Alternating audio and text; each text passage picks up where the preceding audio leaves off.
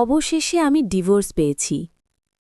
১ এখন আমার একটু দেরিতে ঘুম ভাঙলে শুনতে হয় না আমার বাবা মা আমাকে কিছু শেখায়নি। ২ এখন আমার জ্বর আসলে কেউ বলে না রোগ ধরা মেয়েকে বউ করে ঘরে এনেছি। ৩ এখন আমি ভাত রান্না করতে গেলে কেউ এসে বলে না চাল কি আমার বাবার বাড়ি থেকে এনেছি কিনা। ৪ এখন আমি বারান্দায় একটু মন খারাপ করে দাঁড়ালে কেউ বলে না আমি বাইরের পুরুষ মানুষ দেখার জন্য দাঁড়িয়েছি। ৫ এখন আমার মায়ের ফোন আসলেই কেউ বলে না এত বারবার মেয়ের খোঁজ নেওয়ার কি আছে। ৬ এখন আমি না খেয়ে কারোর জন্য অপেক্ষা করার পর কেউ বলে না এসব ঢং। ৭ এখন আমি কাঁদতে গেলে কেউ বলে না আমি নাটক করি। ৮ এখন আমি আমার পছন্দের একটা জামা কিনতে গেলে আমাকে ভাবতে হয় না এই রংটা আমার জন্য নিষিদ্ধ। ৯ এখন আমি চুলটা খুলে আয়নার সামনে দাঁড়ালে আমাকে কেউ বলে না আমি বেহায়া। ১০ এখন আমি রান্না করতে গিয়ে আমার হাত পুড়িয়ে ফেললে আমাকে শুনতে হয় না আমি কোনো কাজই পারি না। ১১ এখন আমার মা আমাকে একটা জামা দিলে কেউই বলে না এত দেয়ার কি আছে। ১২ এখন আমাকে আমার আশেপাশের মানুষ কেমন আছি জিজ্ঞেস করলে আমাকে মিথ্যে বলতে হয় না যে আমি ভালো আছি। ১৩ এখন আমি প্রতিবাদ করতে গেলে আমাকে আমার স্বামীর হাতের মার খেতে হয় না। ১৪ এখন আমি আমার অধিকার চাইলে গালি শুনতে হয় না।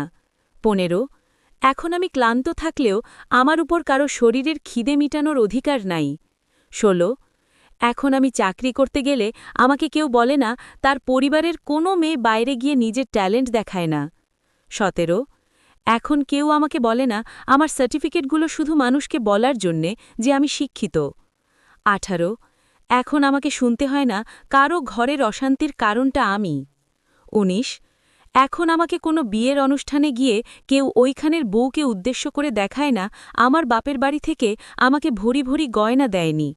২০ এখন আমার মা অসুস্থ হলেও আমাকে দুদিন যাবৎ কাউকে বুঝিয়ে কাকুতি মিনতি করে আমার মাকে দেখতে আসতে হয় না।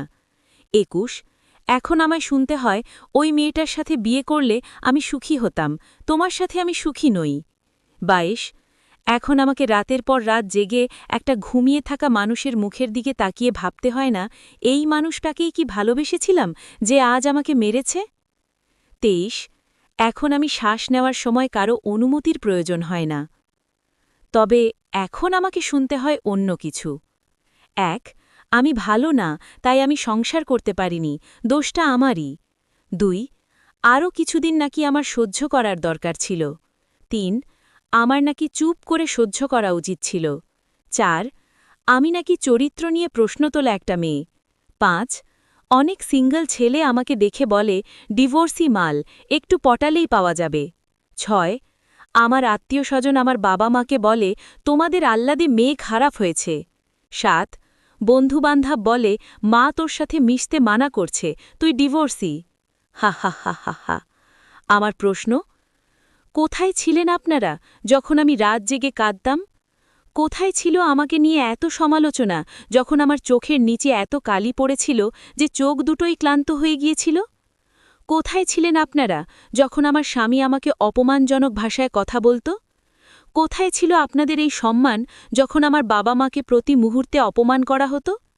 কোথায় ছিল সবার এই বিবেক যখন আমি শরীরের ব্যথায় কাঁদতে কাঁদতে ক্লান্ত হয়ে ঘুমিয়ে পড়তাম? আপনারা কিছু হলেই কেন মেয়েটার দোষ বের করেন? সম্পূর্ণ ঘটনাটা জেনেই কি সমালোচনা করছেন? আমি বেঁচে আছি, ভালো না থাকি অন্তত খারাপ নেই, কাঁদছি না। আপনারা বলেন আমি সংসার ছেড়ে অন্যায় করেছি, কিন্তু যেগুলো আমার সাথে হচ্ছিল সেগুলো কি ন্যায় ছিল? কোনটা ভালো হতো বলুন তো? আমি যদি চুপচাপ সব সহ্য করতে করতে একসময় নিজেকেই হারিয়ে ফেলতাম? তখন হয়তো সবাই বলতেন মেয়েটা অনেক সহ্য করেছিল। আমি অন্তত বেঁচে থাকার সিদ্ধান্ত নিয়েছি। এটাই কি অপরাধ? দয়া করে একটা মেয়ের সম্পর্কে আঙুল তোলার আগে অন্তত সম্পূর্ণ ঘটনাটা জানুন, তারপর বিচার করুন।